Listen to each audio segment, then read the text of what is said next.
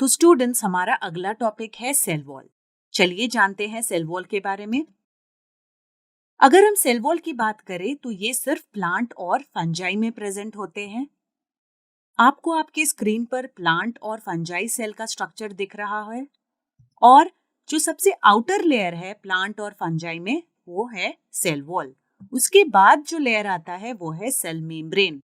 तो हम ये कह सकते हैं कि प्लांट सेल और फंगल सेल में सेल वॉल प्रेजेंट होता है जो कि सबसे आउटर लेयर है। अगर हम फीचर्स की बात करें तो एक प्लांट सेल में सेल वॉल जो है सबसे आउटर लेयर कहा जाता है। तो it is present outside to the plasma membrane in a plant cell. तो ये प्लाज्मा मेम्ब्रेन के आउटर लेयर में प्रेजेंट होता है और इसे हम सेल वॉल कहते हैं। और ये नॉन लिविंग होता है और ये रिजिड स्ट्रक्चर है, ये बहुत सख्त सा स्ट्रक्चर है और ये परमिएबल होता है, यानी ये कोई भी चीज को आने जाने को अलाउ कर देते हैं। अगर हम कॉम्पोजिशन ऑफ सेल वॉल की बात करें डिफरेंट सेल्स में तो हमें अलग अलग कॉम्पोजिशन ऑफ सेल वॉल मिलेंगे, यानी सेल वॉल जो है बहुत ही अलग अलग मटेरियल से बने होते हैं। अगर हम एक एल्गल सेल की बात करें, प्लांट सेल की बात करें या फिर एक फंगल सेल की बात करें तो इनमें भी सेल वॉल का कॉम्पोजिशन काफी अलग है। तो चलिए देखते हैं एल्गल सेल में। तो जैसे कि एल्गल सेल की अगर हम बात करें तो यहाँ पे सेल्यूलोज से बने होते हैं। तो सेल वॉल जो है वो सेल्यूलोज से बना है। इसके अलावा यहाँ पे मेनन्स, गैलेक्टिन्स और कैल्शियम कार्बोनेट से भी प्रेजेंट होते हैं। अगर हम प्लांट सेल की बात करें, प्लांट सेल में हम हेमीसेल्यूलोज देख पाते हैं, पेक्टिन, सेल्यूलोज और सोल्यूबल प्रोटीन से ही प्लांट का सेल वॉल बना हुआ है। अगर हम फंगल सेल की बात करें तो फंगल सेल जो है वो काइटिन से बना हुआ है और उसके अलावा हमें यहाँ पे ग्लूकान्स भी प्रेजेंट मिलते हैं। तो स्टूडेंट्स, अब तक हमने सेल वॉल के कॉम्पोजिशन के बारे में सीख लिया है। अब हम सेल वॉल के लेयर्स के बारे में पढ़ेंगे। सेल वॉल में 3 लेयर्स होते हैं।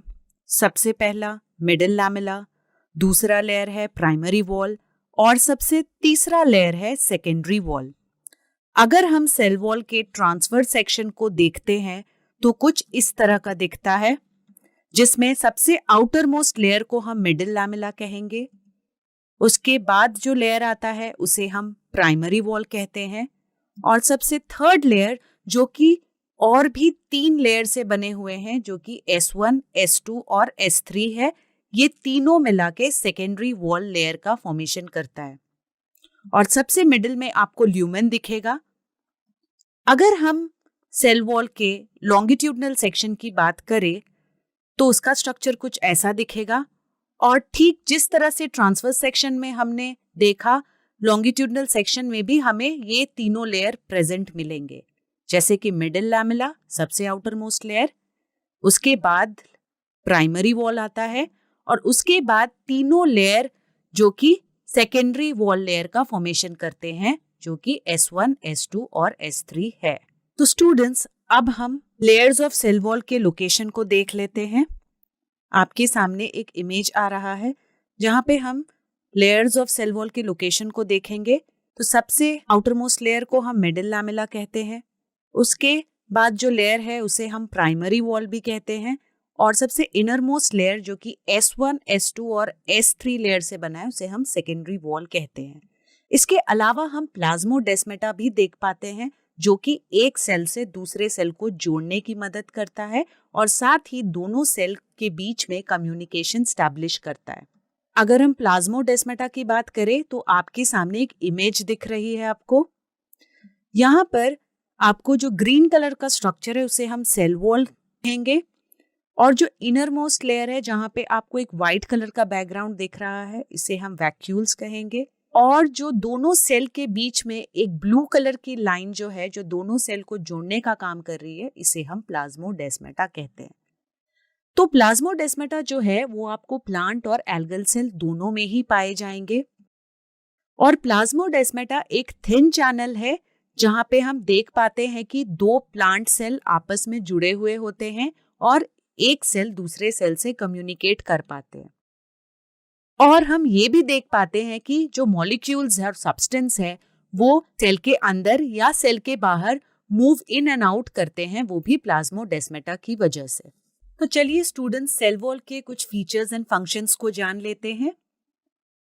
तो मिडिल लैमेला की अगर हम बात करें, मिडिल लैमेला कैल्शियम पेक्टेट से बना हुआ है और ये एक सेल को दूसरे सेल से जोड़ने का काम करता है।